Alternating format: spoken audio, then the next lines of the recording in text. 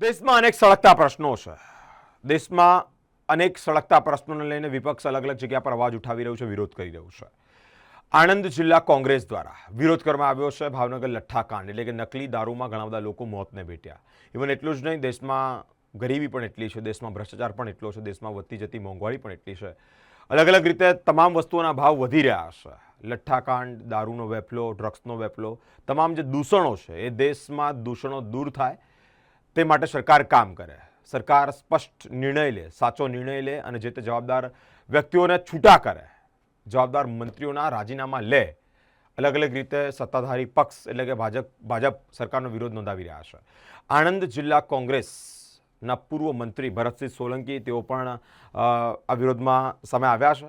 જિલ્લા કોંગ્રેસ દ્વારા, આણંદ જિલ્લા કોંગ્રેસ દ્વારા વિરોધ તો કરવામાં આવ્યો છે, સાથે જ પોલીસ પણ ઘટનાસ્થળે પહોંચી છે. પોલીસે આ તમામ કાર્યકર્તાઓની અટકાયત એટલે કે વિરોધ કરતા હોય તે વેળાએ અટકાયત પણ કરી છે. આણંદ જિલ્લા કોંગ્રેસ દ્વારા આજે શહેરમાં ગામડી 4 રસ્તાથી વિરોધ પ્રદર્શનની રેલી યોજાતા પોલીસ દ્વારા પ્રદર્શનકારીઓની અટકાયત કરવામાં આવી છે. આ પ્રસંગે પૂર્વ કેન્દ્રીય મંત્રી ભરતસિંહ સોલંકીએ ભાજપ સરકાર પર વધતી જતી મોંઘવારી અને ભ્રષ્ટાચાર તથા ભાવનગર લઠ્ઠાકાંડ મામલે આકરા પ્રહાર પણ કર્યા છે. ગત સપ્તાહે ખાંડ કડવી બનતા સાથે ડુંગળીએ રડાવતા વધતી જતી મોંઘવારીના પગલે સામાન્ય અને મધ્યમ વર્ગના પરિવારોના આર્થિક બજેટ ખોરવાતા 5 દાયકા બાદ કોંગ્રેસ વિપક્ષની ભૂમિકામાં રહેતા આજે આણંદ જિલ્લા કોંગ્રેસ દ્વારા પૂર્વ કેન્દ્રીય મંત્રી ભરતસિંહ સોલંકી, પ્રદેશ કોંગ્રેસ મંત્રી ભૃગરાજસિંહ, જિલ્લા પંચાયત વિપક્ષ નેતા વિયુષરાજ સહિત અનેક મહાનુભાવો આ વિરોધમાં જોડાયા છે.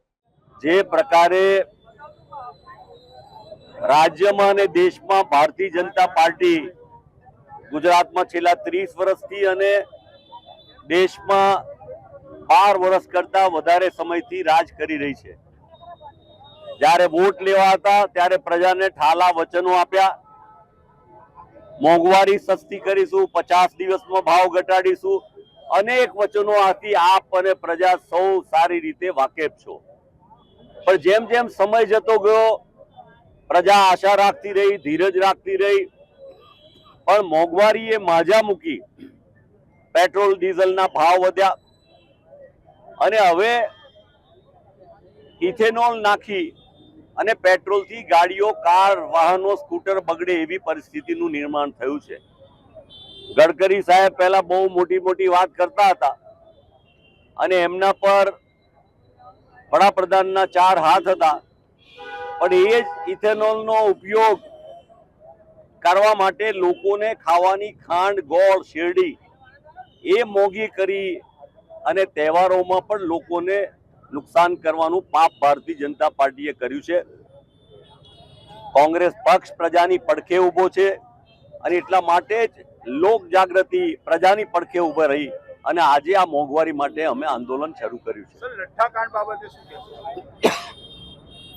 આપ જાણો છો કે કહેની અને કથની સાથે જે પ્રકારે એમના નાયબ મુખ્યમંત્રી એમના વિસ્તારમાં જ દારૂના અડ્ડા ચાલતા હોય અને દેખાવમાં ખૂબ વાતો કરે કે કોઈ ચમરબંધીને છોડીશું નહીં, અધિકારીઓને છોડીશું નહીં, એમ તો બતાવે કે કેટલા પોલીસ અધિકારીઓ કે જે ગુનેગારો, અને લોકો તો એમ કે છે કે અધિકારીઓ કરતા ભારતીય જનતા પાર્ટીના નેતાઓને ત્યાં આ બધાના હપ્તા જાય છે અને એટલા માટે જ આ પ્રકારનો ભ્રષ્ટાચાર, આ પ્રકારનો દારૂના લઠ્ઠાકાંડ થાય છે. ભૂતકાળમાં પણ થયો છે, કોંગ્રેસના શાસનમાં પણ થયો છે, પણ કોંગ્રેસ ચિંતિત રહેતી અને જવાબદારની સામે પગલાં દેતી હતી. આ તો કોઈ પણ પ્રકારે કોઈ પગલાં લેવાના નહીં અને પ્રજાને હેરાન અને દુઃખી થવાનું, તાયફાઓ કરવાના, પ્રચાર પ્રસાર, એમાં પ્રજાના પૈસા, ટેક્સના પૈસા વેડફવાના. જે પ્રકારે ઝેન્ઝીએ દેશમાં જંતર મંતર પર આંદોલન કર્યું અને જ્યારે પેપર લીક થયા હોય, હેરાન થયા હોય, ત્યારે એમને ન્યાય આપવાને બદલે પણ જે સરકાર એમના પર લાઠીચાર્જ કે પેલેટ ગોળીઓ છોડતી હોય, ત્યારે એવી સરકારની સામે ઉગ્ર આંદોલન, લડાઈ થવી જોઈએ અને આવી સરકારને પ્રજા આવનારા સમયમાં ઉખાડીને ફેંકી દેશે. ઝેરી દારૂ પીવાથી લોકોના મૃત્યુ થાય છે, તો કોંગ્રેસનું સ્ટેન્ડ દારૂબંધી કે દારૂ હટવું જોઈએ? દારૂબંધી કોંગ્રેસ જ લાવી છે. કોંગ્રેસ દારૂબંધીમાં માને જ છે અને દારૂબંધીનો અમલ કડકાઈથી થવો જોઈએ એ વાતની ચોક્કસપણે અમે કહ્યું છે.